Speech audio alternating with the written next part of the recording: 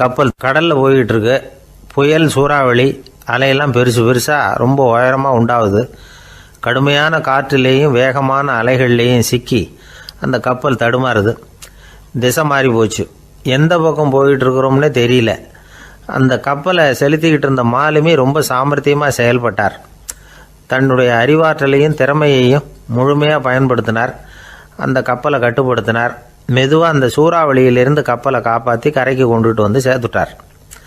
மாலுமின்னு ஒருத்தர் இருந்ததுனால அந்த மரக்கலம் காப்பாற்றப்பட்டது. மாலுமின்னு ஒருத்தர் இல்லைன்னு வச்சுக்கோங்க, அந்த கப்பலோட கதி என்னவா இருக்கும் யோசிச்சு பாருங்க. ஒரு கோபக்காரனுடைய நிலைமையும் அப்படித்தானா. கோபக்காரன்கிறவன் ஒரு மாலுமி இல்லாத மரக்கலம் அப்படிங்கிறார் நபிகள் நாயகம்.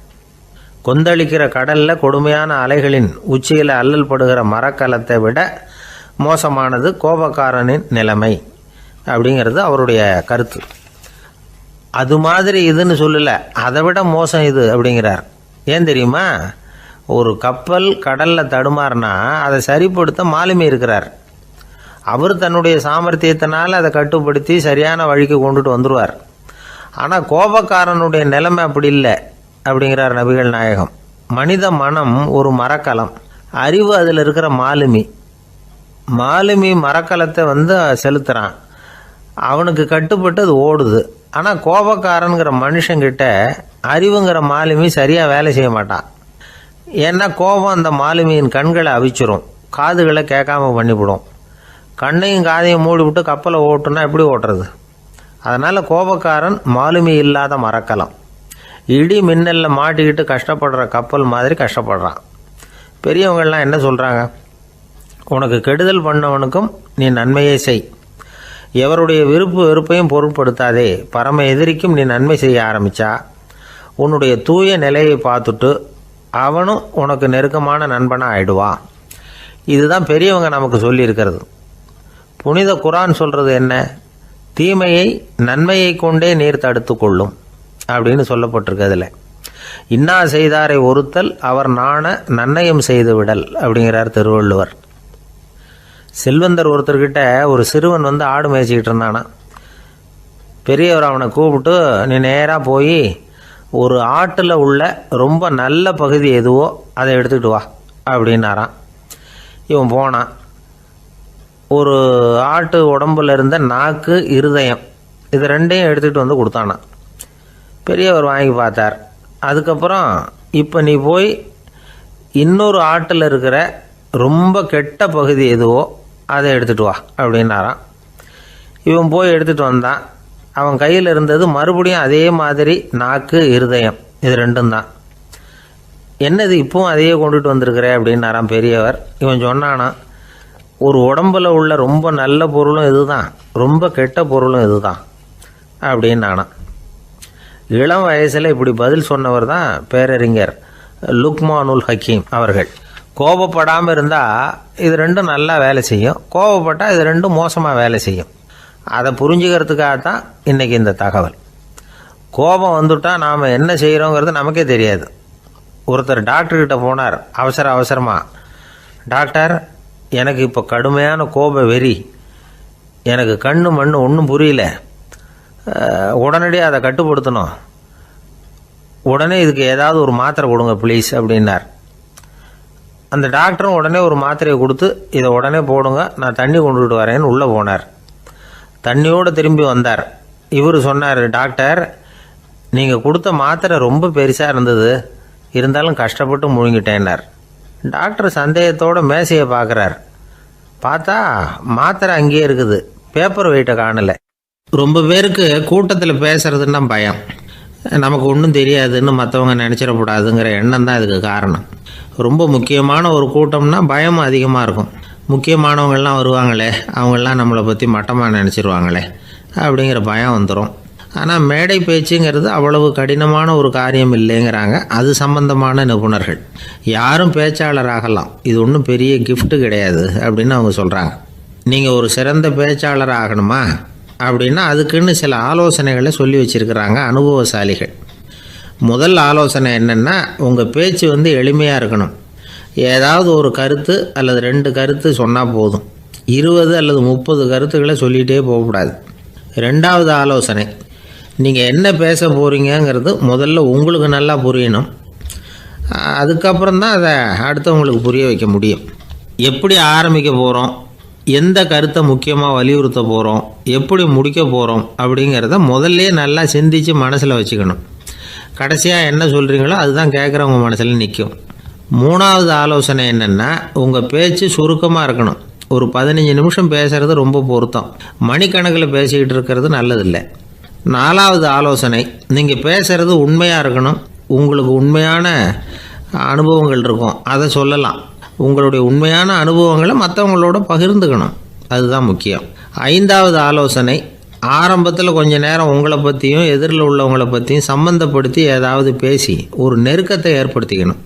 ஒவ்வொருத்தரும் இப்போ இவர் பேச போகிறது நம்ம சம்மந்தப்பட்டது அப்படின்னு நினைக்க ஆரம்பிச்சிருவாங்கல்ல, அதுக்கப்புறம் அவங்க கேட்க தயாராகிட்டாங்கன்னு அர்த்தம். எதிரில் உட்காந்துருக்கிற கூட்டத்திலேருந்து 3 பேரை தேர்ந்தெடுங்க. அதாவது வலது பக்கம் ஒருத்தர், நடுவில் ஒருத்தர், இடது பக்கம் ஒருத்தர். அதாவது உங்களை ரொம்ப கனிவாகவும் ஆர்வமாகவும் பார்க்குறவராக பார்த்து தேர்ந்தெடுத்துங்க மனசுக்குள்ளே. நீங்கள் பேசும்பொழுது என்ன பண்ணணும்னா, இவங்களை நேருக்கு நேராக மாறி மாறி பார்த்துக்கிட்டே பேசுனீங்கன்னா நீங்கள் ஏதோ ஒட்டுமொத்த கூட்டத்தையும் பார்த்து பேசுகிறதாக ஒரு உணர்வு அது ஏற்படுத்திவிடும். ஆறாவது ஆலோசனை என்னென்னா, சொற்பொழிவுன்னா நீங்கள் பேசணும், படிக்கக்கூடாது. எழுதி படிக்கிறது நல்லா இருக்காது. குறிப்புகள் வேணும்னா வச்சுக்கலாம்.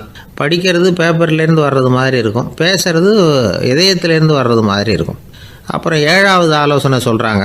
அது என்னென்னா, மேடையில் ஏறி நின்ன உடனே இயல்பாக மூச்சை இழுத்து விட்டுங்க, இயல்பு நிலைக்கு வாங்க, அதுக்கப்புறம் இயல்பாக பேச ஆரம்பிக்கலாம் அப்படிங்கிறாங்க.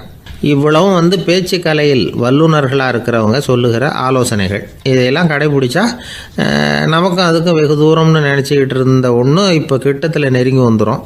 நாம் சொல்கிறபடியெல்லாம் அது கேட்கும். ஒரு பேச்சாளர், அவருக்கு சுருக்கமாகவே பேச தெரியாது. மேடையில் ஏற்றி விட்டுவிட்டா போதும், ஆரம்பிச்சிருவார், நிறுத்த மாட்டார், பேசிக்கிட்டே இருப்பார். ஒரு தடவை அவர் ஒரு கூட்டத்தில் ரொம்ப நேரம் பேசிக்கிட்டே இருக்கிறார். எதிரில் பொறுமை இழந்த ஒருத்தர் தன்னுடைய கை கடிகாரத்தை காட்டினார்.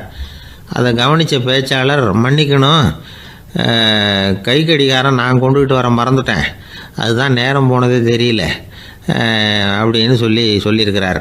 இதுக்கு அவர் சொன்னாராம் கோபமாக, ஏய்யா கடிகாரத்தை தான் பார்க்க முடியல, மறந்துட்டேன், பக்கத்தில் மாட்டியிருக்கிற கேலண்டரையாவது பார்க்கக்கூடாதா அப்படின்னாராம். ஒரு ஊரில் ஒரு சித்தர் இருந்தார், சூஃபி சித்தர். அவர் ஞானம் பெற்ற ஒரு சித்தர். ஒரு நாள் அந்த நாட்டு மன்னன் அவரை பார்க்கறதுக்காக வந்தான். என்ன வேணும் உனக்குன்னு கேட்டார். நான் கடவுளை பார்க்கணும், அதுக்கு நீங்கள் தான் உதவி பண்ணணும் அப்படின்னா அவன். சித்தர் கொஞ்சம் யோசனை பண்ணார். சரி, போயிட்டு நாளைக்கு வாடினார். அதே மாதிரி மன்னன் போயிட்டு அடுத்த நாள் வந்தான். இங்கே நீ என்னோட ஒரு வாரம் தங்கியிருக்க வேண்டியிருக்கும்னார். சரின்னா ஒரு பிச்சை பாத்திரத்தை தூக்கி கையில் கொடுத்தார். அவனுக்கு ஒன்றும் புரியல, இருந்தாலும் வாங்கிட்டான். வாங்கிட்டு இதை என்ன செய்யணும் அப்படின்னு கேட்டான். இதை ஒன்றும் செய்ய வேணாம், இதை எடுத்துக்கிட்டு பக்கத்தில் உள்ள கிராமங்களுக்கு போ, வீடு வீடாக பிச்சை எடுத்துக்கிட்டு வா, அப்படி வந்த பிறகு தான் உனக்கு சாப்பாடும் ஓய்வும் கிடைக்கும். ஒரு வாரம் அப்படி செய், அதுக்கப்புறம் 8வது நாள் நாம் கடவுளை பற்றி யோசிக்கலாம் அப்படின்னார். இப்படி ஒரு சொன்னதை கேட்டதும் அந்த அரசனுக்கு அதிர்ச்சி ஆயிட்டுது. ஒரு மாதிரி ஆயிட்டான். தன்னுடைய சொந்த நாட்டில் சொந்த குடிமக்கள்கிட்ட போய் பிச்சை எடுக்கிறதா அப்படின்னு யோசனை பண்ணி பார்த்தான். அதுக்கப்புறம் மெதுவாக அவன் அந்த சித்தரை பார்த்தான். ஐயா, சொந்த நாட்டிலேயே பிச்சை எடுக்கிறதுன்னா எனக்கு ஒரு மாதிரியாக இருக்குது, வெக்கமாக இருக்குது, நான் வேணும்னா வெளி தேசத்தில் எங்கேயாவது போய் பிச்சை எடுக்கவா அப்படின்னு கேட்டான். இதுக்கு அந்த சித்தர் ஒரு சம்மதிக்கலை. இதை பாரு, உன்னால் பிச்சை எடுக்க முடியலன்னா பேசாமல் திரும்பி அரண்மனைக்கே போயிடு, அதுக்கப்புறம் கடவுளை பற்றியெல்லாம் பேசுகிறதுக்கு என்னை தேடிட்டு வரக்கூடாது அப்படின்னு விட்டார். மன்னன் தயங்கினான், இருந்தாலும் மனசை சரி பண்ணிட்டு சம்மதிச்சான். சரிங்க, ஒரு வாரம் இங்கே தங்குறேன், நீங்கள் சொல்கிறது மாதிரி பக்கத்து கிராமங்களுக்கு போகிறேன், வீடு வீடாக பிச்சை எடுக்கிறேன், வர்றேன் அப்படின்னா. ஒரு வாரம் தெரு தெருவாக பிச்சை பாத்திரத்தோடு அலைஞ்சான். சொந்த ஊரில் சொந்த குடிமக்கள்கிட்ட பிச்சை எடுத்தான். 7 நாள் முடிஞ்சுது. 8வது நாள் அந்த சித்தர் மன்னனை கூப்பிட்டார். இப்படி வாழ்னார், வந்தான். இனிமே நீ கடவுளை பற்றி என்கிட்ட கேட்கலாம்னார். இனிமே கேட்கறதுக்கு ஒன்றுமே இல்லை சுவாமின்னா இவன். ஒரு வார காலம் பிச்சை எடுத்த பிறகு தான் கடவுளை காண முடியும் அப்படின்னு நான் கனவு கூட காணவில்லைன்னா. அப்படின்னா நீ பிச்சை எடுத்த காலத்தில் அப்படி என்னதான் நடந்தது அப்படின்னு கேட்டார் அவர். சுவாமி, ஒரு வார காலம் பிச்சை எடுத்ததில் என்னுடைய ஆணவம் அழிஞ்சுட்டுது. அது இப்போ இருக்கிற இடமே தெரியல. இப்போ அதை காணவே காணோம். பிச்சைக்காரனாக இருந்தப்போ பெற்றதை மன்னனாக இருக்கும்போது பெற முடியாதுங்கிறத புரிஞ்சுக்கிட்டேன் அப்படின்னா மன்னன். அடக்கம் பிறந்தவுடன் தெய்வீக கதவுகள் திறந்து கொள்ளுகின்றன அப்படிங்கிறார் ஓஷோ. நம்மால் ஒருத்தன் ஆணவம் அழியணுங்கிறதுக்காக ஒரு திருவோட்டை எடுத்துக்கிட்டு தெரு தெருவாக பிச்சை எடுக்க ஆரம்பித்தான். என்ன, தெய்வீக கதவுகள் திறந்துதா அப்படின்னு கேட்டார் ஒருத்தர். தெய்வீக கதவு திறக்கிறதுக்கு முன்னாடியே எங்கள் வீட்டு கதவு சாத்திக்கிட்டுதுன்னா. என்னடா சொல்கிறேன்னார். இனிமேல் வீட்டுக்குள்ளேயே வர வேணாம், இதையே தொழிலாக வச்சுக்கோ அப்படின்னு எங்கள் வீட்டில் சொல்லிவிட்டாங்க சார் அப்படின்னா. அர்ஜுனன் கேட்ட கேள்விக்கெல்லாம் பகவான் கண்ணன் பதில் சொன்னார். அதுக்கு பேர் பகவத்கீதை. அதே மாதிரி உத்தவன் கேட்ட கேள்விக்கும் அவர் பதில் சொல்லியிருக்கிறார். அதுக்கு என்ன பேருனா உத்தவ கீதைன்னு பேர். அது சரி, உத்தவன்னா யார்? கண்ணனுக்கு சின்ன வயசுலேருந்தே தேர் ஓட்டிக்கிட்டு இருந்தவன் அவன் தான். குருஷேத்திர போர் முடிஞ்சது. அதர்மத்தை அழித்து தர்மத்தை நிலைநாட்டி தர்மனுக்கு முடிச்சு விட்டினார் கண்ணபிரான். அதுக்கப்புறம் துவாரகைக்கு திரும்பினார். தான் வந்த காரியம் முடிஞ்சது. அதனால் இளமையிலிருந்தே தனக்கு தேரோட்டியாக இருந்து வந்த உத்தவனை கூப்பிட்டார். இந்த பாருப்பா, உனக்கு வேணுங்கிறத கேளுன்னார். அவன் தனக்குன்னு எதையும் கேட்குறதுக்கு ஆசைப்படலை. இருந்தாலும் கேள்வி கேட்குறதில் அவன் ரொம்ப கெட்டிக்காரன். அதனால் கேட்க ஆரம்பித்தான். பரந்தாமா, ராஜசூய யாகத்துக்கு தர்மனை கூப்பிட்டு தன்னுடைய அரண்மனையில் விருந்து வச்சான் துரியோதனை. அதுக்கப்புறம் சூதாட்டத்துக்கு கூப்பிட்டான். தர்மன் தோல்வி அடைகிற மாதிரி பண்ணிவிட்டான். நீங்கள் தான் முக்காலமும் உணர்ந்தவராச்சே, சூதாட்டத்தில் தர்மர் ஜெயிக்கிறது மாதிரி பண்ணியிருக்கக்கூடாதா? அந்த பகடைக்காயை உருட்டுறப்போ நீங்கள் எதிர்பார்த்தது விழற மாதிரி பண்ணியிருக்கலாமே. சரி, அதுதான் இல்லை. வேடிக்கை பார்த்துக்கிட்டு இருந்த பீமன், அர்ஜுனன், நகுலன், சகாதேவன் இவங்களையும் பணையம் வச்சு ஆடுறப்போவாவது காப்பாற்றிருக்கலாம். அதையும் நீங்கள் செய்யலை. பாவம், அந்த அவல பொண்ணு, ஒன்றும் புரியாத ஒன்றும் தெரியாத அந்த உன்னுடைய சகோதரி திரௌபதி, அந்த பொண்ணை துச்சாதனன் இழுத்துக்கிட்டு துகில் உரிகிற கட்டத்தில் காப்பாற்றினியே. இது நியாயமா, முறையா, அறமா? இதுதான் உத்தவன் கேட்ட கேள்வி. இதுக்கு பரந்தாமன் பதில் சொல்கிறார். அப்படி கேள் உத்தவா. தருமனை துரியோதனன் சூதாட அழைக்கும் பொழுது என்ன சொன்னான் தெரியுமா? நான் பணையம் வைக்கிறேன், எனக்கு பதிலாக என்னுடைய மாமன் சகுனி பகடைக்காய்களை உருட்டுவான்னு சொன்னான். உடனே தருமன், எனக்கு பதிலாக என்னுடைய மைத்துனன் கண்ணன் பகடைக்காய்களை உருட்டுவான்னு சொல்லியிருக்கலாமே. அப்படி சொல்லலை. என்ன செஞ்சான் தெரியுமா? துரியோதனன் கூட சூதாட்டத்துக்கு சம்மதிச்சுட்டோம். கடவுளே, இது என்னுடைய மைத்துனன் கண்ணபிரானுக்கு தெரியக்கூடாது அப்படின்னு வேண்டிக்கிட்டான். இதனால் தருமன் எனக்கு மனசால் தடை போட்டுட்டான். அதனால் அரண்மனைக்கு வெளியிலேயே என்னை கூப்பிடுவாங்கன்னு நான் காத்துக்கிட்டு இருந்தேன். பீமன், அர்ஜுனன், நகுலன், சகாதேவன், திரௌபதி இவங்களை பணையம் வச்சு ஆடுறப்போவாவது கூப்பிடுவாங்கன்னு பார்த்தேன். அப்பவும் அவங்க என்னை கூப்பிடல, நினைக்கல.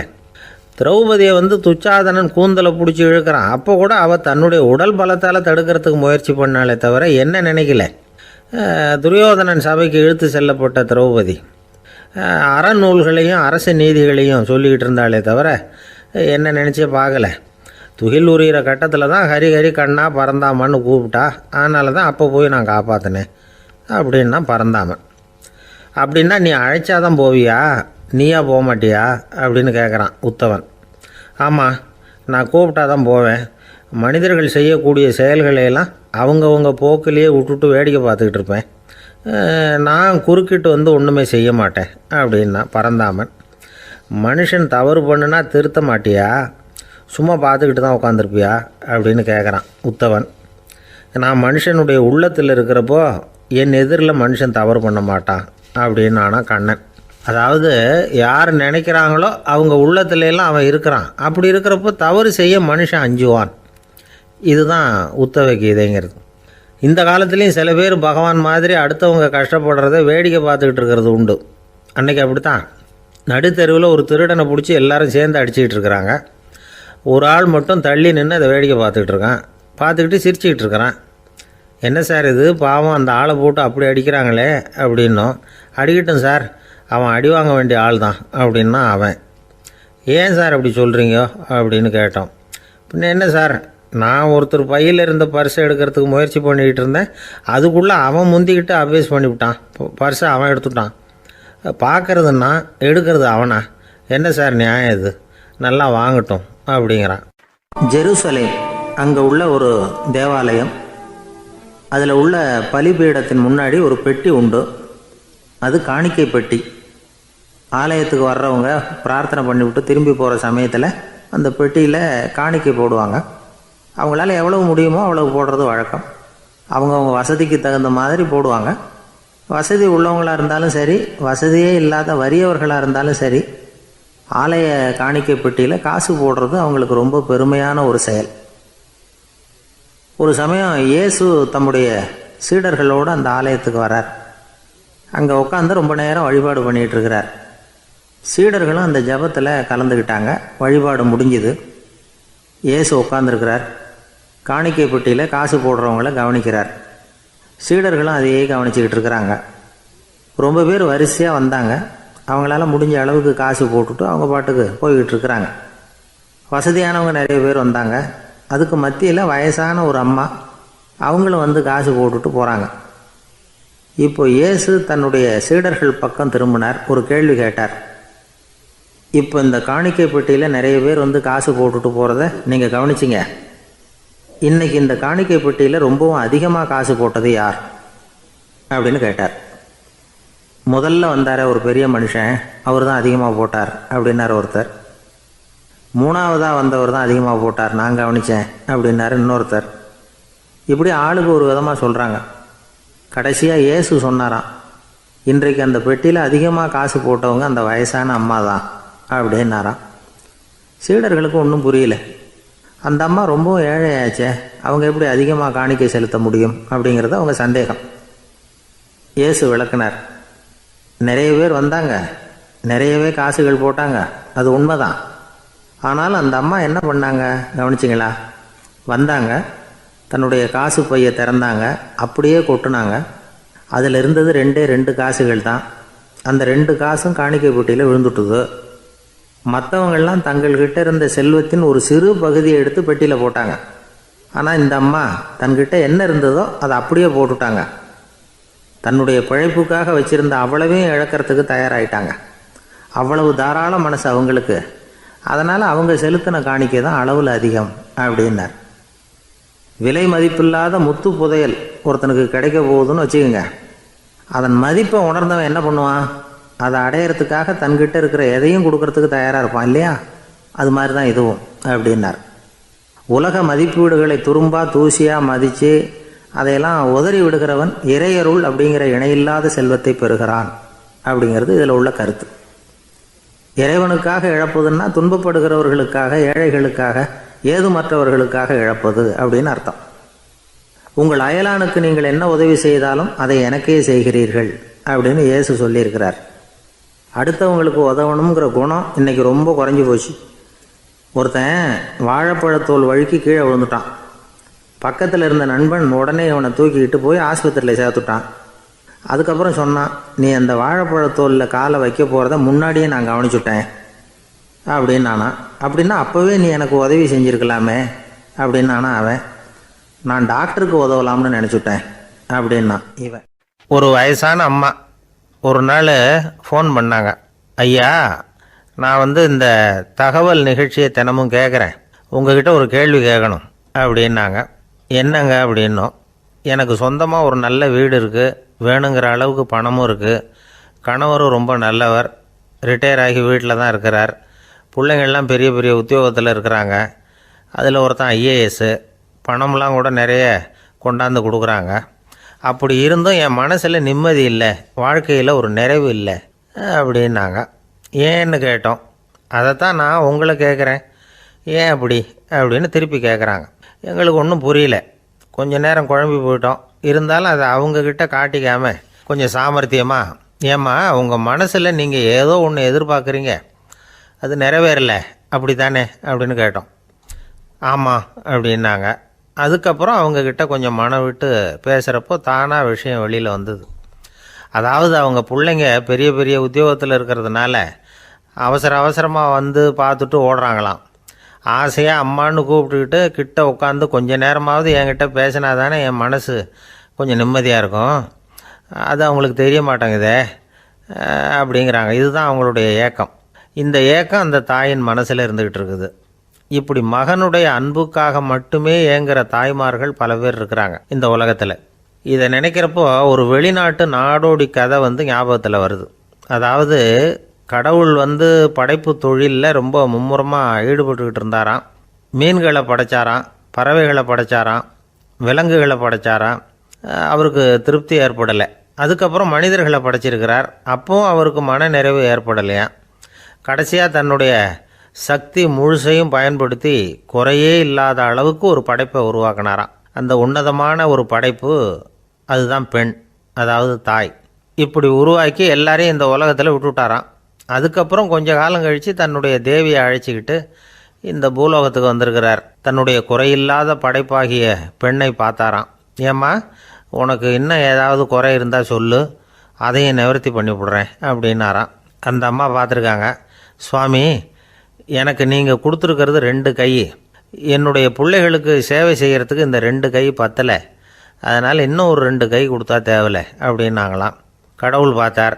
அதனால் என்ன, அப்படியே செஞ்சு விடலாம், இதோ அதுக்கான வரம் கொடுத்துட்டேன் அப்படின்னார். அந்த அம்மாவுக்கு இப்போ 4 கை ஆகிட்டுது. 4 கையாலேயும் குழந்தைகளுக்கு சேவை செய்ய ஆரம்பிச்சுட்டாங்க. கடவுள் திருப்தியாக திரும்பி போனார். அதுக்கப்புறம் கொஞ்ச காலம் கழித்து மறுபடியும் திரும்பி வந்தார் தேவியோட. பெண்ணை பார்த்தார். இப்போ என்னம்மா சந்தோஷந்தானே அப்படின்னாராம்.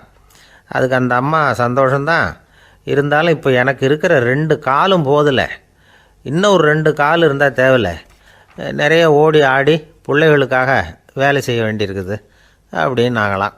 சரின்னு சொல்லி 4 கால் இருக்கிறது மாதிரி செஞ்சுட்டு போயிட்டார் கடவுள்.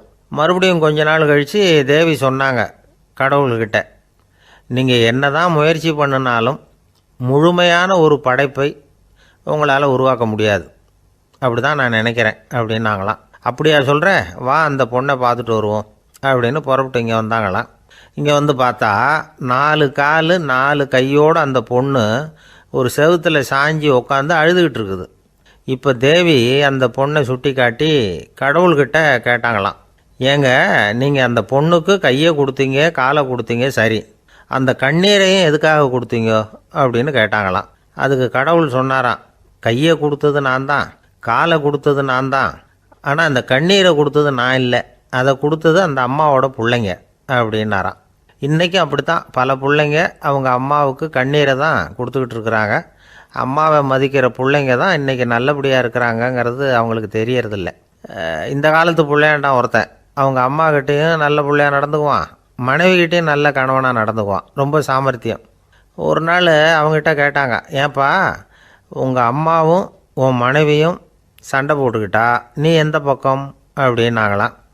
வீட்டுக்கு வெளிப்பக்கம் அப்படின்னானோ அவன். அங்கே ஒரு புதர் தெரியுது இல்லையா, இந்த புதருக்குள்ளே ஒரு சிங்கம் இருக்குது, அந்த பக்கமாக நான் போகிறப்போ வர்றப்போலாம் அது என்கிட்ட வம்பு வளர்க்குது, தகராறு செய்யுது, என் மேலே பாயுது, என்னை தாக்குது, ஏன்னு தெரியல அப்படின்னுது. இதை கேட்டதும் அந்த குரங்கு சொல்லிச்சு, இனிமேல் கவலைப்படாத, இந்த தடவை நான் உன்னை காப்பாற்றுறேன்னுது. அதுக்கப்புறம் ஒரு நாள் அந்த குரங்கும் கழுதியும் அந்த புதர் பக்கமாக போய்கிட்டு இருந்தாங்க. எதிர்பார்த்தது மாதிரியே நடந்தது. அந்த சிங்கம் எதிரில் வந்தது, கழுதியை பார்த்தது, உடனே அது மேலே பாய ஆரம்பிச்சுட்டுது. அவ்வளவுதான். உடனே இந்த குரங்கு என்ன பண்ணிச்சு தெரியுமா, கிடுகிடுன்னு ஒரு மரத்து மேலே ஏறி உட்காந்துக்கிட்டுது. அங்கே உட்காந்துக்கிட்டு கீழே அந்த கழுதியும் சிங்கமும் போடுற சண்டையை வேடிக்கை பார்க்க ஆரம்பிச்சுட்டுது. கொஞ்ச நேரம் கழித்து அடிபட்ட காயத்தோடு அந்த கழுதை மெதுவாக நடந்து வந்தது. குரங்கும் மெல்ல மரத்தை விட்டு கீழே இறங்குச்சு. இப்போ கழுதை கேட்டுது, என்னை காப்பாற்றுறேன்னு சொல்லிவிட்டு காலை வாரி விட்டுட்டியே, நீ பாட்டுக்கு மரத்து மேலே ஏறி உட்காந்துக்கிட்டே, அது நியாயமானது. குரங்கு பரிதாபமாக அதை பார்த்துது. நான் மரத்து மேலே இருந்து நீங்கள் 2 பேரும் சண்டை போட்டதை பார்த்துக்கிட்டு தான் இருந்தேன், உன்னோட சத்தம் தான் அதிகமாக இருந்தது, அது நீ சிரிக்கிற மாதிரி எனக்கு கேட்டுது, அதனால் நீ தான் ஜெயிச்சுக்கிட்டு இருக்க போல இருக்கு அப்படின்னு நினச்சிவிட்டேன்னுது. இன்றைக்கி பல பேர் இப்படி தான் இருக்கிறாங்களாம். யார் ஜெயிக்கிறாங்க யார் தோக்குறாங்கங்கிறத முகத்தை பார்த்து கூட கண்டுபிடிக்க முடியறதில்ல, பேசுகிற பேச்சை வச்சு கூட கண்டுபிடிக்க முடியறதில்ல. தோற்கிறவங்க கூட சிரிக்கிற மாதிரி முகத்தை வச்சுக்கிறான். இன்றைய மனிதர்கள்கிட்ட ஏகப்பட்ட முரண்பாடுகள். பொய் முகங்களோட உலவுகிறவர்கள் தான் அதிகம். உண்மை முகம் எங்கே இருக்குது அப்படிங்கிறத புரிஞ்சுக்கிட்டு நண்பர்களை தேர்ந்தெடுக்கணும் அப்படிங்கிறது ஒரு முக்கியமான கருத்து. கடவுள் இந்த உலகத்தை படைச்சு விட்டு அதுக்கப்புறமும் கொஞ்ச நாள் இங்கேயே தங்கியிருந்தாராம். அப்போ தான் அவருக்கு ஒரு உண்மை புரிஞ்சுதான், இந்த உலகத்தில் தங்கி இருக்கிறது எவ்வளவு இடைஞ்சல்னு. தினமும் மனிதர்கள் தேடி வந்து ஏதாவது புகார் சொல்லிக்கிட்டே இருந்தாங்களாம். எனக்கு அது வேணும் இது வேணும்னு கேட்டுக்கிட்டே இருந்தாங்களாம். சில பேர் வந்தாங்க, நாங்கள் வந்து விவசாயம் பண்ணுறோம், தண்ணி இல்லாமல் பயிர் காயுது, எங்களுக்கு மழை வேணும் அப்படின்னாங்க. அவங்க போனதும் அதுக்கப்புறம் சில பேர் வந்தாங்க, நாங்கள் வந்து மண்பானை செய்கிறவங்க, நிறைய பானை செஞ்சு வச்சுருக்குறோம், மழை பெஞ்சால் எல்லாம் கரைஞ்சி வீணாக போயிடும், அதனால் இன்றைக்கி மழை பெய்யக்கூடாதுன்னாங்க. கடவுள் பார்த்தார், அவருக்கு என்ன பண்ணுறதுன்னே தெரியல, ஏகப்பட்ட குழப்பம், தலையை பிச்சுக்கலாம் போல் இருந்தது, கிட்டத்தட்ட பைத்தியம் பிடிக்கிற அளவுக்கு ஆகிட்டுது. எல்லாருடைய ஆசைகளையும் அவரால் நிறைவேற்ற முடியல, ஏன்னா ஒன்றுக்கு ஒன்று முரண்பாடாக இருந்தது. ஒரு நாள் தன்னுடைய அமைச்சரவையை கூட்டி ஆலோசனை கேட்டார். என்ன செய்யலான்னு சொல்லுங்கன்னார். இது என்ன பிரமாதம், பேசாமல் இமயமலை அடிவாரத்தில் போய் உட்காந்துங்க, யாரும் தொந்தரவு பண்ண மாட்டாங்கன்னாங்க. அங்கேயும் மனிதர்கள் வர ஆரம்பிச்சுருவாங்களேன்னார் கடவுள். சரி அப்படின்னா சந்திரனில் போயிருந்துக்கலாமேன்னாங்க. அங்கேயும் மனுஷன் குடி வர போகிறான் அப்படின்னார் கடவுள். வெகு தூரத்துக்கு அப்பால் உள்ள நட்சத்திர மண்டலத்துக்கு போயிடலான்னாங்க. இதெல்லாம் நிரந்தர தீர்வாகாது, நிரந்தரமாக இந்த மனிதனுடைய தொல்லையிலேருந்து நான் விடுபடணும், அதுக்கு ஏதாவது வழி சொல்லுங்கன்னார் கடவுள். ஒரு வயசான ஆள் வந்தார். கடவுளுக்கு காதோட காதாக ஒரு வழியை சொன்னார். கடவுளுக்கு முகம் மலர்ந்தது. அதுதான் சரி, அப்படியே செஞ்சுடலான்னார். அந்த ஆள் சொன்ன ரகசியம் என்ன தெரியுமா? மனிதனால் அடைய முடியாத ஒரு இடம் இருக்குது, அது வேறு எங்கேயும் இல்லை, அவனுக்கு உள்ளே இருக்குது, அங்கே போய் மறைஞ்சிங்க, அதுக்கப்புறம் மனிதர்களால் உங்களுக்கு தொந்தரவு இருக்காதுன்னார். மனிதன் நினைக்காத இடம் அதுதான். அதாவது உள்ளுக்குள்ளே இருக்கிற உண்மையை புரிஞ்சிக்காம வெளியில் எங்கேயோ அது இருக்கிறதாக நினச்சி வரட்டிக்கிட்டு அலையிறான் மனுஷன். உள்ளே இருக்கிற உண்மை புரிஞ்சால் நாம் தன்னம்பிக்கையோடு தலை நிமிர்ந்து வாழலாம். வேடிக்கையாக ஒரு கதை சொல்லுவாங்க, இதை பாருங்கள், நம்ம பையன் எங்கே பணம் வச்சாலும் எடுத்து விட்றான், என்ன பண்ணுறதுன்னாங்க அம்மா. அப்பா கொஞ்சம் நேரம் யோசனை பண்ணார். அதுக்கப்புறம் சொன்னார், அவன் கண்ணில் படாத இடமா நம்ம வீட்டில் இருக்கிறது ஒரே இடம்தான், அங்கே பணத்தை வை திருட்டு போகாதுன்னார். அது எந்த இடம்னு கேட்டாங்க. அதுதான் அவன் பாட புஸ்தகம், அதில் வச்சுரு, அவன் தொடவே மாட்டான், பாட புத்தகத்தை தொடாமல் பரீட்சையில் வெற்றி பெற முடியாது அப்படிங்கிறத புரிஞ்சுக்கணும். உள்ளே இருக்கிற உண்மையை தொடாமல் வாழ்க்கையில் வெற்றி பெற முடியாது. அதனால் உண்மையை புரிஞ்சுக்கிட்டால் வாழ்க்கையில் வெற்றி நிச்சயம். சாலை ஓரமாக அழுதுகிட்டு உட்காந்துருந்தான். பிச்சை எடுத்து சாப்பிட்ற ஒருத்தன் அந்த பக்கமாக வந்தான். இவனை பார்த்தான். ஏன் அழுதுகிட்டு உட்காந்துருக்கிற, என்னாச்சு உனக்கு அப்படின்னு கேட்டான். அதுக்கு இவன் சொன்னான், என்கிட்ட ஒன்றுமே இல்லை, நான் இந்த உலகத்தில் இருந்து என்ன பிரயோஜனம், அதனால தான் அழுதுகிட்டு இருக்கிறேன் அப்படின்னா. உன்கிட்ட மறைஞ்சிருக்கிற புதையல் என் கண்ணுக்கு நல்லா தெரியுது, அது உனக்கு புரியல, அதனால தான் அழுதுகிட்டு இருக்கிற அப்படின்னா. என்னது, புதையல் இருக்குதா, உன் கண்ணுக்கு தெரியுதா அப்படின்னு கேட்டான். ஆமாம், எனக்கு தெரியுது, அந்த புதையலை நீ விற்கிறதுக்கு தயாராக இருக்கிறியா அப்படின்னு கேட்டான் இவன். இதை கேட்டதும் அந்த இளைஞனுக்கு ரொம்ப ஆச்சரியமாக போச்சு. என்னது இப்படி கேட்குறானே அப்படின்னு. என்கிட்ட ஒரு காசு கூட இல்லையே, அப்படி இருக்கிறப்போ புதையல் எங்கேருந்து வந்தது அப்படின்னா. இந்த நேரத்தில் அந்த பிச்சைக்காரன் சிரித்தான். இப்படி தான் இந்த உலகத்தில் எல்லோரும் சொல்லிகிட்டு இருக்கிறாங்க, என்கிட்ட ஒன்றுமே இல்லை ஒன்றுமே இல்லைன்னு சொல்லி, ஆனால் அவங்கக்கிட்ட தான் புதையல் இருக்குது, நீ வேணும்னா என் கூட வா, நம்ம நாட்டு அரசர்கிட்ட போவோம், உங்ககிட்ட இருக்கிற புதையலை அவர் நல்ல விலைக்கு எடுத்துக்குவார் அப்படின்னா. அது எப்படி உனக்கு தெரியும்னா, இதுக்கு முன்னாடியும் இது மாதிரி பல பேரை நான் வந்து ராஜா கிட்ட அழைச்சிட்டு போயிருக்கிறேன், அதனால தான் உன்னை பார்த்தேன், உன்னையும் கூப்பிட்றேன், நீ சரின்னு சொன்னால் உன்னை அழைச்சிட்டு போகிறேன், உங்ககிட்ட இருக்கிற புதையலை அவர் நல்ல விலை கொடுத்து எடுத்துக்குவார் அப்படின்னு சொன்னான். இவன் இப்படி சொல்கிறது அந்த இளைஞனுக்கு ஒன்றுமே புரியல. இது என்னது இந்த ஆள் இப்படி சொல்லிகிட்டு இருக்கிறான், நம்மக்கிட்ட என்ன இருக்குது, அதுவும் இல்லாமல் இவனே பிச்சை எடுத்து சாப்பிட்டுக்கிட்டு இருக்கிறான், இவன் போய் நம்மளை ராஜா கிட்ட அழைச்சிட்டு போகிறதா போகிறேங்கிறானே என்ன அப்படின்னு சொல்லி அவன் யோசனை பண்ணான். என்ன யோசிக்கிற, உனக்கு பணம் வேணும்னா என்னோட வா அப்படின்னா. இளைஞன் ஒரு முடிவுக்கு வந்தான். சரி, இங்கேயே உட்காந்துக்கிட்டு இருக்கிறத விட அங்கேயாவது போய் பார்ப்போமே, இங்கே அழுதுட்டு உட்காந்துருக்கிறதுல என்ன பிரயோஜனம், ஏதோ கூப்பிட்றான் போய் பார்த்துட்டு வருவோமே அப்படின்னு சொல்லி அவன் கூட புறப்பட்டான். பிச்சைக்காரன் முன்னாடி போயிட்டே இருக்கிறான், இந்த இளைஞன் பின்னாடி நடந்து போயிட்டுருக்கான். ரெண்டு பேரும் அரண்மனையை நோக்கி போகிறாங்க.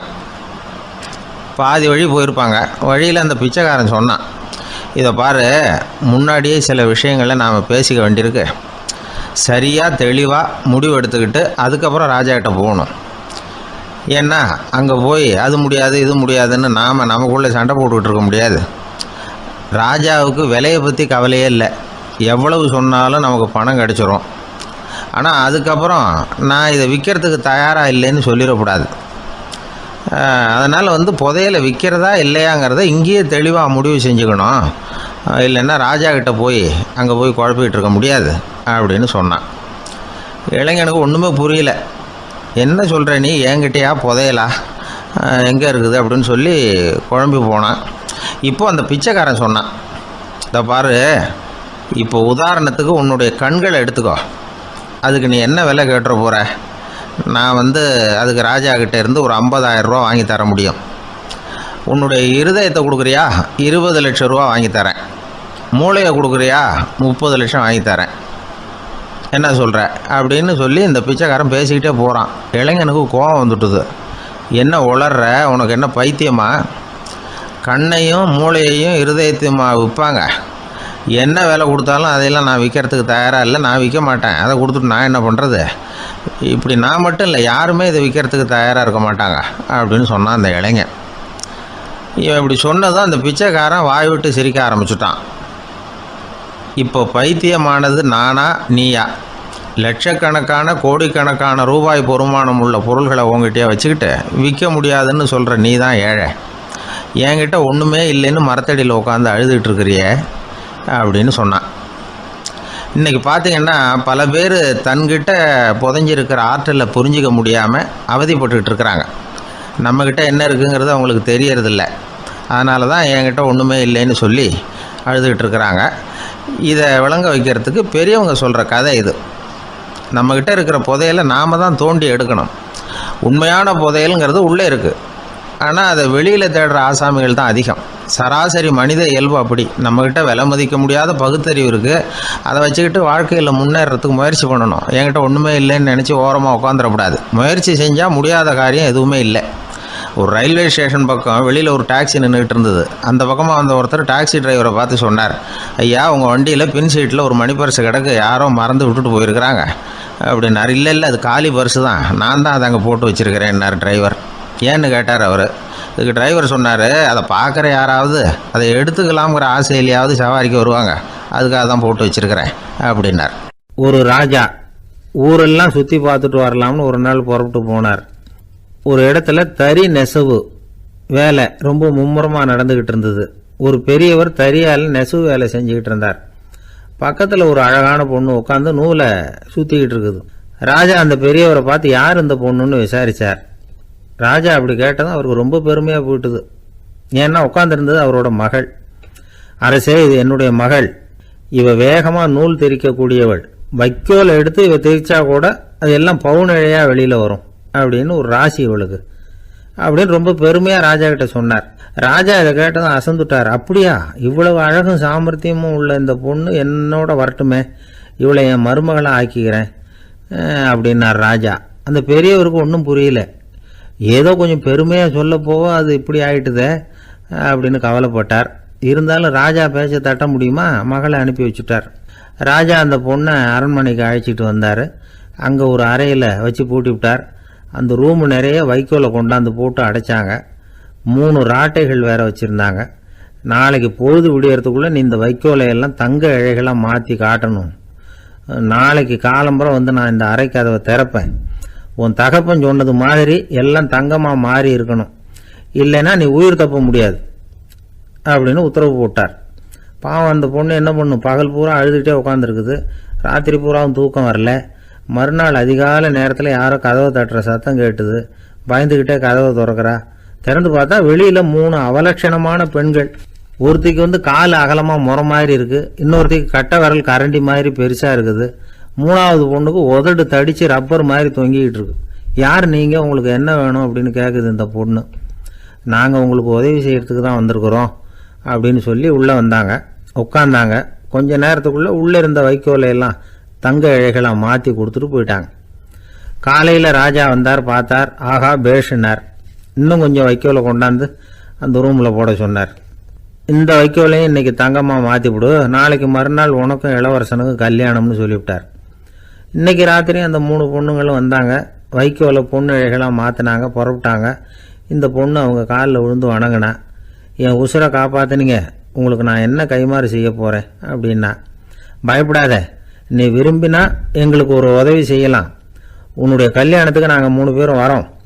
நீ எங்களை வரவேற்று ராஜாக்கிட்டையும் இளவரசர்கிட்டையும் நாங்கள் உன்னோட பெரியப்பா பொண்ணுங்கன்னு சொல்லி அறிமுகப்படுத்தி வை, நாங்கள் விருந்து சாப்பிட்டுட்டு போயிடுறோம் அப்படின்னாங்க. ரொம்பவும் சந்தோஷமாக சரின்னு ஒத்துக்கிட்டா. கல்யாண நாள் வந்தது. கல்யாணம் ரொம்ப கோலாகலமாக நடந்துக்கிட்டு இருக்கு. எல்லா தேசத்து ராஜா ராணிகளும் வந்துக்கிட்டு இருக்கிறாங்க. அந்த 3 அவலட்சணமான பொண்ணுங்களும் சேர்ந்தாங்க. யார் இவங்கன்னு கேட்டார் ராஜா. என் பெரியப்பா பொண்ணுங்க அப்படின்னா அந்த பொண்ணு. காலும் உதடும் கட்டை விரலும் ஏன் இப்படி உங்களுக்கு அவலட்சணம் ஆயிட்டுது அப்படின்னு கேட்டார். அதுக்கு அந்த பொண்ணுங்க பதில் சொன்னாங்க. என்ன செய்யறது, ஓயாமல் வைக்கோலை நூற்று ஒருத்தியோட கட்டை விரல் அப்படி கரண்டி மாதிரி ஆயிட்டுது. நாக்கில் தொட்டு தொட்டு திரிச்சதுனால ஒருத்தியோட உதடு அப்படி ஆயிட்டுது. காலால் கட்டையை அழுத்தி அழுத்தி தறி போட்டதுனால இன்னொருத்தையோட கால் அப்படி ஆயிட்டுது. உங்கள் மருமகளாக வந்திருக்கிற இந்த பொண்ணு அந்த 3ஐயுமே செய்ய தெரிஞ்சவ தான். என்ன ஆக போதும் இன்னும் கொஞ்ச நாளில் அப்படின்னாங்க. அவ்வளவுதான். ராஜா பயந்துட்டார். அம்மா, இன்னையிலேருந்து நீ இளவரசனின் மனைவி. நீ எப்பவும் அழகாக இருக்கணும். அதனால் நீ இனிமேல் வைக்கோலை திரிக்கவே கூடாது அப்படின்னு உத்தரவு போட்டார். அவளை இக்கட்டான சூழ்நிலையிலிருந்து காப்பாற்றின அந்த 3 பொண்ணுங்களும் சந்தோஷமாக திரும்பி போயிட்டாங்களாம். சுவாமி சின்மயானந்தர் இந்த கதையை சொல்லியிருக்கிறார். தன்னலம் மறந்து சுயலாபத்தை தியாகம் செய்கிறது வைக்கோல்ல இருந்து தங்க இழையை நூக்கிறது மாதிரி அப்படிங்கிறார் அவர். அது இருக்கட்டும், இப்போ நம்ம கதைக்கு வருவோம். ஒரு ராஜா தன்னோட மகனுக்கு சுயவரம் நடத்தினார். எல்லா தேசத்திலிருந்தும் ராஜகுமாரர்கள் வந்திருந்தாங்க. ராஜகுமாரியை கல்யாணம் பண்ணிக்கலாம்ங்கிற ஆசையில் சுயம்பர மண்டபத்திலிருந்து எல்லா ராஜகுமாரர்களும் அலறி அடிச்சுக்கிட்டு வெளியில் ஓடி வந்துகிட்டு இருக்கிறாங்களாம். ஏன் இப்படி எல்லாரும் மிரண்டு போய் ஓடி வர்றாங்கன்னு கேட்டார் ஒருத்தர். அதுக்கு இன்னொருத்தர் விவரம் சொன்னார். ராஜகுமாரியை இன்னைக்கு தான் அவங்க நேரில் பார்த்தாங்களாம், அதுதான் அப்படி ஓடி வந்துகிட்டு இருக்கிறாங்க அப்படின்னார். காசி மாநகரத்தை பிரம்மதத்தன் அப்படிங்கிற ராஜா ஆட்சி பண்ணிட்டு வந்தார். அவர் ஒவ்வொரு வருஷமும் ஒரு திருவிழா நடத்துறது வழக்கம். எல்லா தேசத்திலிருந்தும் எல்லா வகையான ஜனங்களும் அதில் கலந்துக்குவாங்க. ஒரு சமயம் அது மாதிரி விழா நடந்துகிட்டு இருந்தது. வைகுண்டத்திலிருந்து தேவலோகத்திலிருந்து நிறைய தேவகுமாரர்கள்லாம் காசி நகருக்கு அப்போது வந்திருந்தாங்க. அதில் முக்கியமாக ஒரு 4 தேவகுமாரர்கள். அந்த 4 பேரையும் சுற்றி ஏகப்பட்ட கூட்டம். அப்படி என்ன விசேஷம் அவங்கக்கிட்ட அப்படின்னா, மற்றவங்களை விட அவங்க முகம் அழகாக இருந்ததா அப்படி பார்த்தா அப்படியும் இல்லை. அவங்க அணிஞ்சிருந்த மலர் மாலைகள் தான் அதுக்கு காரணமாக. அந்த மலர்கள்லேருந்து அப்படி ஒரு அபூர்வமான நறுமணம். இதுக்கு முன்னாடி இப்படி ஒரு நறுமணத்தை அந்த ஊர் ஜனங்க அனுபவிச்சதே இல்லை.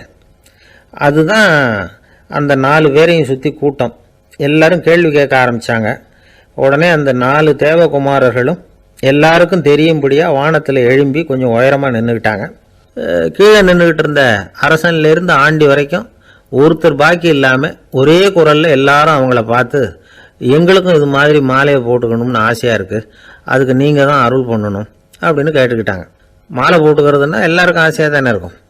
அந்த 4 தேவகுமாரர்களில் ஒருத்தர் புத்தர் பிரான். அவர் சொன்னார், பூலோகவாசிகளே, நான் சொல்கிறத கொஞ்சம் பொறுமையாக கேளுங்க. கக்காரு அப்படிங்கிற கற்பக விருஷத்தின் மலர்களால் தொடுக்கப்பட்டது இந்த மாலை. இதுக்கு நிறைய சக்தி உண்டு. எந்த காலமும் இது வாடாது, வாசனையும் குறையாது. ஆனால் இதை அணிந்து கொள்றதுக்கு சில தகுதிகள் தேவை அப்படின்னார். என்ன தகுதி அது சொல்லுங்களேன் அப்படின்னு ஏக காலத்தில் எல்லாரும் சத்தம் போட்டாங்க. தீய இயல்புகள் உள்ளவங்க, இழிந்த சிந்தனை இழிந்த செயல் உள்ளவங்க இந்த மாலையை அணிய முடியாது அப்படின்னார். அவ்வளோதான். கூட்டத்தில் சத்தம் போட்டவங்கள்லாம் மெதுவாக அப்படி அடங்க ஆரம்பிச்சிட்டாங்க. இன்னொரு தேவகுமாரன் சொன்னார், அடுத்தவங்க பொருளை அபகரிக்காதவன், அடுத்தவங்களுக்கு கெடுதல் பண்ணக்கூடிய பொய் பேசாதவன், பேராசையினால் கெட்ட வழியில் பொருள் ஈட்ட நினைக்காதவன் இந்த மாலையை போட்டுக்கலாம் அப்படின்னார். கூட்டத்திலிருந்து யாரும் முன்னுக்கு வரல. ஒரே ஒரு ராஜகுரு மட்டும் கொஞ்சம் முன்னாடி வந்தார். பெரியவர், படித்தவர். அவர், எனக்கு தகுதி இருக்குது அந்த மாலையை போட்டுக்கிறதுக்கு அப்படின்னார். வேற ஒன்றும் இல்லை, பொய் சொல்லியாவது அந்த மாலையை வாங்கிக்குவோமே அப்படின்னு முடிவு பண்ணிட்டார் அவர். அவ்வளோதான், மாலையை வாங்கிட்டார். அடுத்த தேவகுமாரன் பேசினார். யாருக்கு திடமான அறிவும் மனமும் இருக்குதோ, யாருக்கு நல்ல காரியங்களில் அசையாத ஈடுபாடு இருக்குதோ, நல்ல அரிய பொருள்களை தனியாக தான் மட்டும் அனுபவிக்க விரும்பாதவர் யாரோ அவர் முன்னாடி வந்து இந்த மாலையை வாங்கிக்கலாம் அப்படின்னார். அந்த தகுதியும் எனக்கு இருக்குன்னார் ராஜகுரு. மாலையை வாங்கி போட்டுக்கிட்டார். இன்னொரு ராஜகுமாரன் பேச ஆரம்பித்தார். அறநெறியில் செல்வம் சேர்க்கணும், ஆடம்பர பொருள்களுக்கு அடிமையாகக்கூடாது, வெற்றி அடைஞ்சாலும் கர்வம் வரக்கூடாது, அப்படிப்பட்டவங்க இந்த மாலையை போட்டுக்கலாம்னார். துணிஞ்சு பொய் சொல்லி அதையும் வாங்கி கழுத்தில் போட்டுக்கிட்டார் இந்த ராஜகுரு. இன்னொரு ராஜகுமாரன் சொன்னார், சான்றோர்களை நிந்திக்காதவங்க, புறம் பேசாதவங்க இந்த மாலையை போட்டுக்கலாம்னார். அதையும் வாங்கி போட்டுக்கிட்டார். திருவிழா முடிஞ்சுது, எல்லாரும் திரும்பி போயிட்டாங்க. மறுநாள் ராஜகுரு 4 மாலைகளையும் போட்டுக்கிட்டு ராஜசபைக்கு வரார். வந்தவர் ரொம்ப அவஸ்தையோடு வர்றார். மாலையெல்லாம் வாடி போயிட்டுது, வாசனை எதுவும் கிடையாது. அது மட்டும் இல்லை, அவருக்கு கடுமையான தலைவலி வேற வந்துட்டுது. துடிச்சு போயிட்டார். மாலையை கழட்டவும் முடியல. ஜனங்கள்லாம் அவரை பார்த்து சிரிக்க ஆரம்பிச்சிட்டாங்க. என்னத்துக்கு ஆசைப்படணும், ஏன் இப்படி கஷ்டப்படணும் அப்படின்னு. ராஜா பார்த்தார்.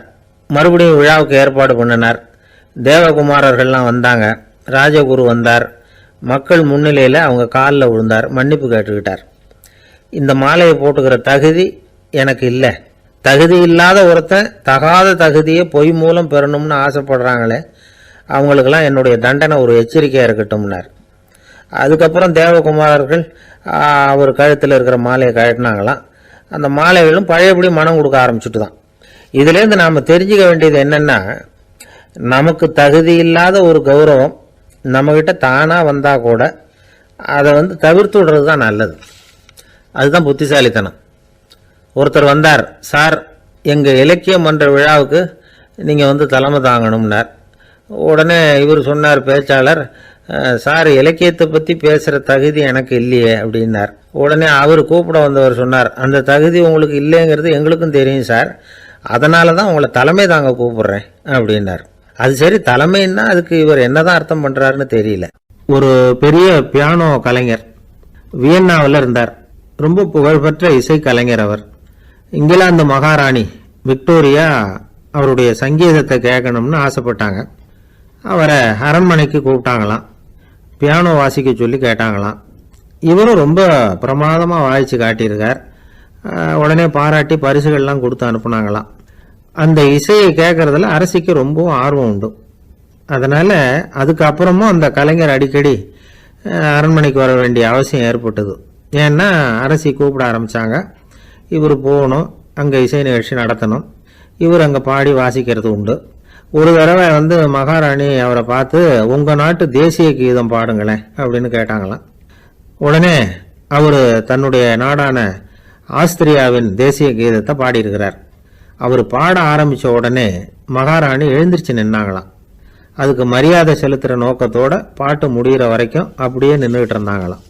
இதுதான் அந்த அரசியினுடைய பெருந்தன்மை. அதாவது நாட்டுப்பற்றுங்கிறது அந்த அளவுக்கு அப்படி இருக்கணும். இப்படி ஒரு அரசியே நம்ம நாட்டு தேசிய கீதத்துக்கு எழுந்திரிச்சு நின்று மரியாதை செலுத்துகிறாங்க அப்படிங்கிறத புரிஞ்சுக்கும் பொழுது அந்த முதிய கலைஞரின் மகிழ்ச்சிக்கு அளவே இல்லையா. அதுக்கப்புறம் அந்த பியானோ கலைஞர் ஒரு நாள் தன்னுடைய நண்பர் ஒருத்தர்கிட்ட பேசிக்கிட்டு இருந்தாராம். அப்போ சொன்னாராம், மகாராணியார் வந்து எனக்கு எவ்வளவோ பரிசுகள்லாம் கொடுத்துருக்குறாங்க. ஒரு தடவை எனக்கு வைரக்கல் பதித்த அணி ஒன்றை கூட பரிசாக கொடுத்தாங்க. ஆனால் அதை விட உயர்ந்த விலை மதிக்க முடியாத அணி என்ன தெரியுமா? நான் என்னுடைய நாட்டு தேசிய கீதத்தை நான் பாடுறப்போ அவங்க எழுந்திரிச்சு நின்று மரியாதை செலுத்தினாங்களே, அதுதான் எனக்கு கிடைச்ச மிகப்பெரிய பரிசு அப்படின்னாராம். எனக்கு தெரிஞ்ச சங்கீத வித்வான் ஒருத்தர் இருக்கார். சமீபத்தில் ஒரு நாள் அவரை பார்த்தேன். எப்படி போயிட்டுருக்கு உங்கள் தொழில் அப்படின்னு கேட்டேன். ரொம்பவும் வித்தியாசமாக போயிட்டுருக்குங்க அப்படின்னார். என்ன சொல்கிறீங்க அப்படின்னேன். முன்னாடியெல்லாம் நான் பாடினா எதிரில் இருக்கிறவங்க தான் எழுந்திரிச்சு போயிட்டு இருந்தாங்க. இப்போ எப்படின்னா நான் பாட ஆரம்பிச்சுட்டா உடனே பக்கவாத்தியக்காரனே எழுந்திரிச்சு போடுறான் அப்படின்னார் ரொம்ப வேதனையோட. என்னை விட யோகியம் இந்த உலகத்தில் வேற யாரும் இல்லை சார் அப்படின்னார் ஒருத்தர். அவரை விட அயோக்கியன் வேற யாரும் இருக்க முடியாதுங்கிற முடிவுக்கு கேட்டவங்க வந்துட்டாங்களாம். மனுஷனுக்கு இருக்கிற ஒரு மிகப்பெரிய குறையே தன்கிட்ட இருக்கிற குறை அவனுக்கு தெரியாமல் போகிறது தான். ஆனால் அடுத்தவங்ககிட்ட இருக்கிற குறை இவனுக்கு தெளிவாக தெரிஞ்சிடும். ஒரு ஒட்டகம் ஒரு கொக்கை பார்த்து ஒரு கேள்வி கேட்டுதான். என்ன கேள்வி தெரியுமா?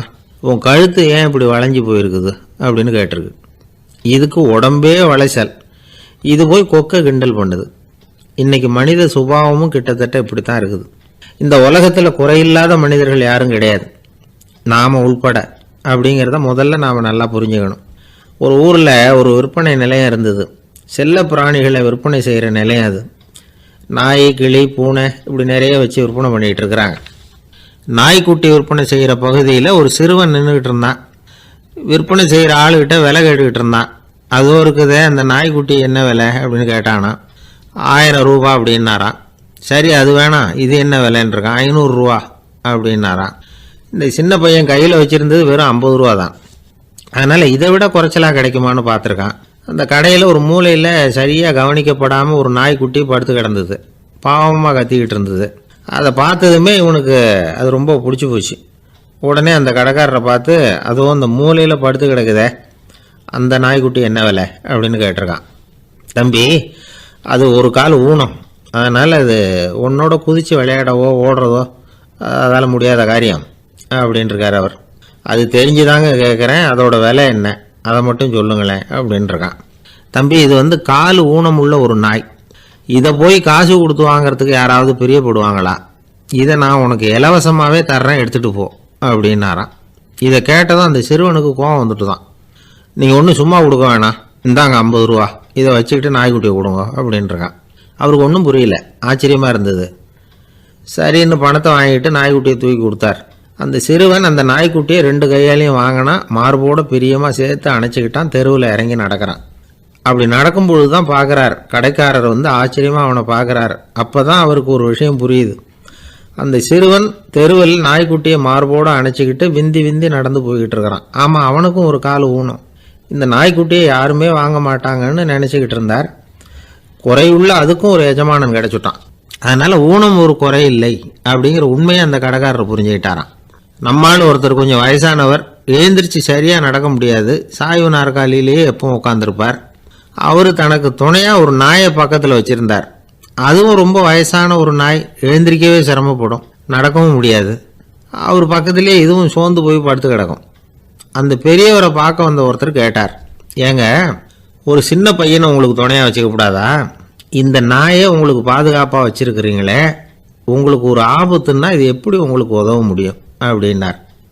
அப்போ அவர் சொன்னாராம், எனக்கு ஒரு ஆபத்துன்னா அந்த சமயத்தில் இந்த நாய் என்னை தனியாக விட்டுட்டு ஓடி போயிடாமல் இருக்கணும்ல, அதுக்காகத்தான் இதை நான் வச்சுருக்கிறேன் அப்படின்னாராம். ஒரு தடவை நாரதர் ஒரு தெரு வழியாக போய்கிட்டு இருந்தார். வழியில் ஒருத்தர் வேத சாஸ்திரம்லாம் படிச்சுக்கிட்டு உட்காந்துருந்தார். அவர் நாரதரை பார்த்து, எங்கே போயிட்டு இருக்கிறீங்கன்னு கேட்டார். கடவுளை பார்த்துட்டு வரலாம்னு போயிட்டுருக்கிறேன் அப்படின்னார் நாரதர். அப்படின்னா அவர்கிட்ட, எனக்கு எப்போ முக்தி கிடைக்கும்னு கேட்டுட்டு வாங்களேன் அப்படின்னார் இவர். சரி, கேட்டு வரேன் அப்படின்னு சொல்லிவிட்டு நாரதர் நடந்தார். கொஞ்சம் தூரத்தில் ஒரு மரத்தடியில் ஒரு தொழிலாளி செருப்பு தைச்சிக்கிட்டு உட்காந்துருந்தார். அந்த ஆளும் அதே மாதிரி கேட்டுக்கிட்டார், எனக்கு எப்போ முக்தி கிடைக்கும்னு கடவுள்கிட்ட கேட்டுக்கிட்டு வாங்களேன்னார். அவர்கிட்டையும் சரின்னு சொல்லிவிட்டு நாரதர் நேராக வைகுண்டத்துக்கு சேர்ந்தார். கடவுளை பார்த்தார். இவங்க 2 பேரும் சொல்லி அனுப்பின விஷயத்தை பற்றி கேட்டார். அதுக்கு கடவுள் சொன்னார், அந்த செருப்பு தைக்கிற தொழிலாளி உடல் நீத்ததும் உடனே என்னை அடைவான். ஆனால் அந்த சாஸ்திரம் படித்த ஆள் இப்போதைக்கு என்கிட்ட சேர மாட்டான். அவன் இன்னமும் பல பிறவிகள் எடுத்து அங்கேயே இருக்க வேண்டியிருக்குது. எப்போ இங்கே சேருவான்னு எனக்கே தெரியாது அப்படின்னார். நாரதருக்கு இதோட ரகசியம் என்னங்கிறது புரியல. எனக்கு ஒன்றும் புரியலையேன்னாரான் கடவுள்கிட்ட. சீக்கிரம் புரிஞ்சுக்குவேன், நீ திரும்பி போகிறப்போ நான் இங்கே வைகுண்டத்தில் என்ன செஞ்சுக்கிட்டு இருக்கேன்னு கேட்டால், ஒரு ஊசியின் துவாரத்தில் ஒரு யானையை கோத்துக்கிட்டு இருக்கிறேன்னு அவங்கக்கிட்ட சொல்லு அப்படின்னார் கடவுள் சிரிச்சுக்கிட்டே. நாரதர் பூமிக்கு திரும்பினார். கடவுளை பார்த்தீங்களா, எப்படி இருக்கார் அப்படின்னு விசாரித்தார். வேத சாஸ்திரம் படித்தவர். ஓ பகவானா, அவர் யானையை ஊசியின் காதில் நுழைச்சிக்கிட்டு இருக்கிறார் பார்த்தேன்னார் நாரதர். ஊசி காதில் யானையா, அது எப்படி முடியும்? நீங்கள் சொல்கிறத நான் நம்ப மாட்டேன்னு விட்டார் அவர். சரி, இந்த ஆளுக்கு இறைவன் பேரில் நம்பிக்கை இல்லை அப்படிங்கிறத நாரதர் புரிஞ்சுக்கிட்டார். அடுத்தபடியாக அந்த தொழிலாளி இருந்த இடத்துக்கு போனார். இறைவனை பார்த்தீங்களான்னு கேட்டார் அவர். பார்த்தேன், ஒரு ஊசி துவாரத்தில் யானையை கோத்துக்கிட்டு இருந்தார் அப்படின்னு சொல்லிவிட்டு நாரதர் அந்த ஆள் முகத்தை கவனித்தார். அந்த தொழிலாளி இதை கேட்டுட்டு கொஞ்சம் கூட ஆச்சரியப்படலை.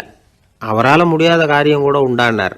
என்ன இப்படி சொல்கிற, ஊசியின் துவாரத்தில் யானையை கோக்க முடியும்னு நீ நம்புறியா அப்படின்னு கேட்டார் நாரதர்.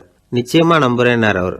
அது எப்படி அப்படின்னு கேட்டார் இவர். இதோ பாருங்கள், நான் இந்த ஆலமரத்தடியில் தான் தினமும் உட்காந்துருக்கிறேன். தினமும் இந்த மரத்திலிருந்து எவ்வளவோ பழம் கீழே விழுது. இந்த பழத்தில் இருக்கிற ஒவ்வொரு விதையிலேயும் உள்ள ஒரு ஆலமரம் இருக்குது.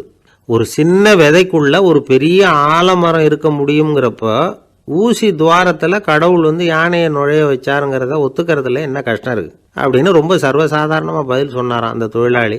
நாரதர் யோசனை பண்ணார், இந்த தொழிலாளி வேத சாஸ்திரங்களையெல்லாம் படிக்கலைன்னா கூட அறிவுபூர்வமாக சிந்திச்சு இறைவனை நம்புகிறான். அதனால தான் கடவுள் இந்த ஆளுக்கு சீக்கிரம் முக்தி கிடைக்கும்னு சொன்னார் அப்படிங்கிறத புரிஞ்சுக்கிட்டாராம். இந்த கதையில் வர்ற கடவுள், நாரதர், வைகுண்டம் இதெல்லாம் ஒரு பக்கம் இருக்கட்டும், ஒரு சின்ன விதைக்குள்ள ஒரு பெரிய ஆலமரம் தூங்கிக்கிட்டு இருக்கு அப்படிங்கிற உண்மை, அந்தரத்தில் 1000 கிரகங்கள் சுற்றிக்கிட்டு இருக்குங்கிற உண்மை, இதெல்லாம் வந்து நாம் பார்த்துக்கிட்டு தானே இருக்கிறோம். இந்த உண்மைகள் வந்து அதிசயமாக நமக்கு தெரியறதுனால அதை வந்து நம்பாமல் இருந்துட முடியாது. இயற்கையை பரிபூர்ணமாக நம்புங்கள், அந்த நம்பிக்கையே நம்ம வாழ்க்கைக்கு ஆதாரம் அப்படிங்கிறத விளக்கறதுக்காக தான் இந்த கதை. இந்த காலத்தில் நம்ம பிள்ளைங்களுக்கெல்லாம் இது மாதிரி நம்பிக்கை அதிகமாகவே இருக்குது. ஒரு நாள் ஒரு சின்ன பையன்கிட்ட கேட்டேன், ஏன்பா கடவுள் வந்து ஒரு பானைக்குள்ளே ஒரு யானையை நுழைய வச்சுட்டாருன்னு சொன்னால் அதை நீ நம்புவியா அப்படின்னு கேட்டோம். நம்புவேன் சார், அது ஒன்றும் பெரிய அதிசயம் இல்லைன்னா. எப்படிறான்னு கேட்டோம். எப்படின்னா அந்த பானை வந்து அந்த யானையை விட பெருசாக இருந்திருக்கும், அவ்வளவுதான் அப்படின்னு சொல்கிறான். ஒரு தீக்குச்சி தீப்பெட்டியை பார்த்து கேட்டுதான், நாம் 2 பேரும் தானே உரசிக்கிறோம், ஆனால் நான் மட்டும் தீ பிடிச்சி எரிஞ்சு போகிறேன், நீ அப்படியே இருக்கிறியே அப்படின்னு தான். அதுக்கு தீப்பெட்டி சொல்லியிருக்குது, உனக்கு தலையில் கணம் இருக்குது அதனால் அழிஞ்சு போகிறேன் அப்படின்னு தான். எப்படி இருக்கு பாருங்கள் இந்த பதில். தலையில் கணம் உள்ளவங்க யாருமே சரியாக இருக்க முடியாது. எவ்வளவு பெரியவங்களாக இருந்தாலும் சரி, ரொம்ப கஷ்டம்தான் அது. கர்வம்ங்கிறது கூடவே கூடாது. இதை விளக்கறதுக்கு மகான் ஒருத்தர் ஒரு சம்பவத்தை சொல்கிறார். அர்ஜுனன் வந்து தீர்த்த யாத்திரை பண்ணானா, அப்போ தென்னிந்தியாவுக்கு வந்திருக்கிறான். ராமேஸ்வரத்துக்கு போனப்போ அங்கே இலங்கைக்கு கல்லுலாம் அடுக்கி போடப்பட்டிருந்த பாலத்தை பார்த்தானா. ஒரு சின்ன குரங்கு அதுக்கு பக்கத்தில் விளையாடிக்கிட்டு இருந்திருக்கு. அதை பார்த்துட்டு அர்ஜுனன் சிரிச்சிருக்கான். ஏன் சிரிக்கிறேன்னு கேட்டிருக்கு அந்த குரங்கு. ராமன் மிகச்சிறந்த வில் வீரன், அப்படி இருக்கிறப்போ அவன் வந்து இலங்கைக்கு அம்புகளாலேயே ஒரு பாலம் கட்டியிருக்கலாம். அதை விட்டுட்டு போயும் உன்ன மாதிரி குரங்குகளை துணையாக வச்சுக்கிட்டு இப்படி ஒரு கருங்கல் பாலத்தை கட்டியிருக்கிறானே அப்படின்னு நானா. அம்புகளால் பாலம் கட்ட முடியுமா அப்படின்னு கேட்டுதான் குரங்கு. ஏன் முடியாது, என்னால் முடியுமேன்னு இருக்கான் அர்ஜுனன். அம்பால் பாலம் கட்டலாம், இருந்தாலும் என்ன மாதிரி குரங்குகள் ஏறி நடந்தா அது தாங்குமா? அதனால தான் ராமர் வந்து கருங்கல் பாலமே கட்டினார் அப்படின்றது குரங்கு சொல்லிச்சான். அப்படியே சொல்கிற, நான் வேணும்னா இப்போ அம்புகளாலேயே ஒரு பாலத்தை கட்டுறேன், நீ அது மேலே ஏறி நடந்து பார். பாலம் விழுந்துட்டுதுன்னா நான் தீ மூட்டி அதில் குதித்து உயிர் தியாகம் பண்ணி விட்றேன் அப்படின்னு நான் ரொம்ப கோபமாக. உடனே அந்த சின்ன குரங்கு பெரிய உருவம் எடுத்துட்டு தான் கையில் கதையோடு அர்ஜுனன் முன்னாடி நிற்கிறான் அனுமன். பார்த்தா, என்னுடைய தலைவர் ராமரையா இழிவாக பேசுகிற, நீ இப்போ பாலம் கட்டு, நான் என்னுடைய பலத்தை காட்டுறேன் அப்படின்னு அனுமன். அர்ஜுனன் வந்து தன்னுடைய காண்டிபத்தை எடுக்கிறான், சரமாரியாக அம்புகளை விடுறான்.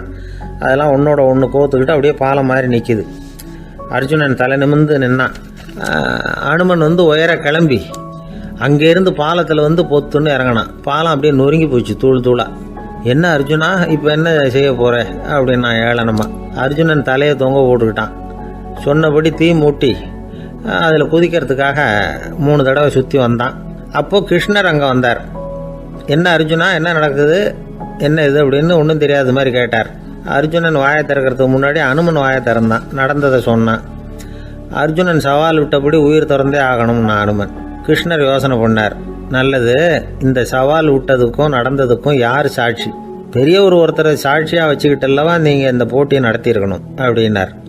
அதனால் என்ன, இப்போ மறுபடியும் அந்த போட்டியை நடத்தி விட்டா போச்சு, என்னால் அந்த அம்பு பாலத்தை நொறுக்க முடியாதா அப்படின்னு அனுமன்.